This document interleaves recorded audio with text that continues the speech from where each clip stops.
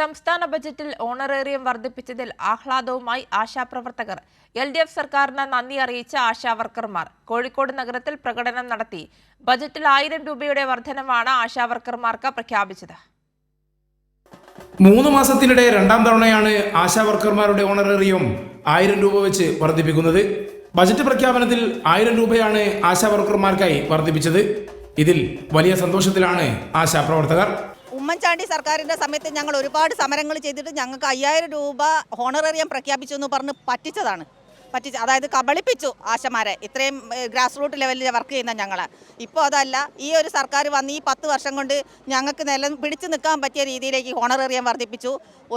ഒരുപാട് നന്ദിയുണ്ട്. എല്ലാ ആശാവർക്കർമാരുടെ പേരിൽ നന്ദി അറിയിക്കുകയാണ്. ഈ 2 മാസത്തിനിടയിൽ വീണ്ടും വർധനവ് വരുത്തിയ നമ്മുടെ ധനകാര്യമന്ത്രിക്കും ഹൃദയം നിറഞ്ഞ അഭിനന്ദനങ്ങൾ അറിയിക്കുകയാണ്. LDF സർക്കാരിന് നന്ദി അറിയിച്ച് ആശാവർക്കർമാർ കോഴിക്കോട് നഗരത്തിൽ പ്രകടനം നടത്തി. കോർപ്പറേഷൻ സ്റ്റേഡിയം പരിസരത്ത് നിന്ന് ആരംഭിച്ച പ്രകടനം പാളയം വഴി കിഡ്സൺ കോർണറിൽ സമാപിച്ചു. ആശാവർക്കേഴ്സ് യൂണിയൻ CITU സംസ്ഥാന ജനറൽ സെക്രട്ടറി PP പ്രേമ ആഹ്ലാദ പ്രകടനത്തിന് നേതൃത്വം നൽകി. ഈ ഗവൺമെൻറ് വരുന്ന സമയത്ത് 1000 രൂപ മാത്രമായിരുന്നു ആശമാരുടെ ഹോണറേറിയം. അത് ഇന്ന് 10 വർഷം കൊണ്ട് 9000-ലേക്ക് ഉയർത്താൻ വേണ്ടി LDF സർക്കാർ തയ്യാറായി എന്നുള്ളതാണ് നമ്മൾക്ക് കാണാൻ വേണ്ടി കഴിയുന്നത്.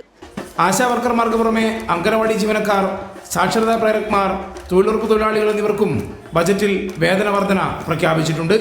കൈരളി ന്യൂസ്, കോഴിക്കോട്.